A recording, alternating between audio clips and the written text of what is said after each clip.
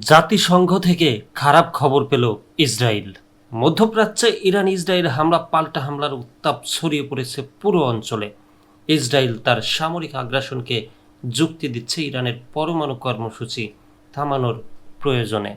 তবে বাস্তবে ফিলিস্তিনের অবরুদ্ধ গাজা উপত্যকা ও পশ্চিম তীরে ইসরায়েলি বাহিনীর লাগাতার হামলা, জোরপূর্বক উচ্ছেদ এবং বেসামরিক জনগণের উপর জাতি সহিংসতার ঘটনা আন্তর্জাতিক অঙ্গনে বাড়িয়ে তুলেছে উদ্বেগ। এই প্রেক্ষাপটে ইসরায়েলকে আবারও জাতিসংঘের কালো তালিকায় অন্তর্ভুক্ত করা হয়েছে। এবারও শিশুদের বিরুদ্ধে সংঘাতকালীন গুরুতর সহিংসতার অভিযোগে। প্রসঙ্গত 2024 সালে গাজা ও অধিকৃত পশ্চিম তীরে ইসরায়েলি বাহিনীর চালানো হামলায় অভূতপূর্ব মাত্রায় শিশুদের উপর সহিংসতা সংগঠিত হয়েছে বলে উল্লেখ করা হয়। জাতিসংঘের বার্ষিক প্রতিবেদনে এটি টানা দ্বিতীয় বছর ইসরায়েল এই তালিকায় নাম লেখালো। চিলড্রেন ইন আর্মড কনফ্লিক্ট শীর্ষক প্রতিবেদন অনুযায়ী বিশ্বব্যাপী 18 বছরের নিচে শিশুদের বিরুদ্ধে 2024 সালে 41,370টি গুরুতর সহিংসতা জাতিসংঘ যাচাই করেছে, যা আগের বছরের তুলনায় 25% বেশি। এর মধ্যে গাজা ও পশ্চিম তীরে ইসরায়েলি বাহিনী 2,959 শিশুর বিরুদ্ধে 8,554টি লঙ্ঘন করেছে, যার 2,944 জন ফিলিস্তিনি এবং মাত্র 15 জন ইসরায়েলি শিশু। জাতিসংঘ নিশ্চিত করেছে 2024 সালে গাজায় 1,259 শিশু নিহত এবং 941 জন আহত হয়েছে।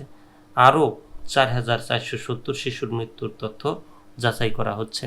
অধিকৃত পশ্চিম তীর ও পূর্ব জেরুজালেমে ইসরায়েলি বাহিনীর হাতে নিহত হয়েছে 97 শিশু। সেখানে 3,688টি সহিংসতা নথিভুক্ত হয়েছে।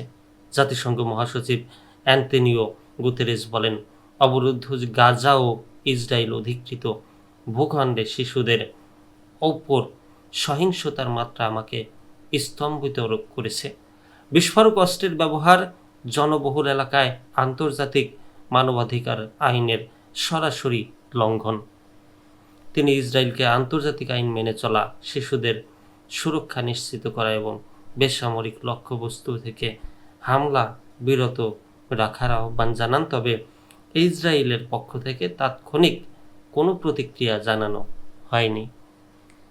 এদিকে ফিলিস্তিনি প্রতিরোধ আন্দোলন হামাসের সশস্ত্র শাখা কামাস ব্রিগেড এবং ইসলামিক জিহাদের সশস্ত্র শাখা আল কুদস ব্রিগেড কেউ দ্বিতীয়বারের মতো কালো তালিকায় অন্তর্ভুক্ত করেছে জাতিসংঘ। গাজা ছাড়াও চলতি বছরে শিশুদের উপর সহিংসতায় সবচেয়ে ক্ষতিগ্রস্ত দেশগুলোর মধ্যে রয়েছে কঙ্গো প্রায় 4,000, সোমালিয়া 2,500, নাইজেরিয়া 2,500, হাইতি প্রায় 2,200। সবচেয়ে বেশি সহিংসতা বৃদ্ধির হার দেখা গেছে লেবানন, হাইতি, ইউক্রেনে 105%।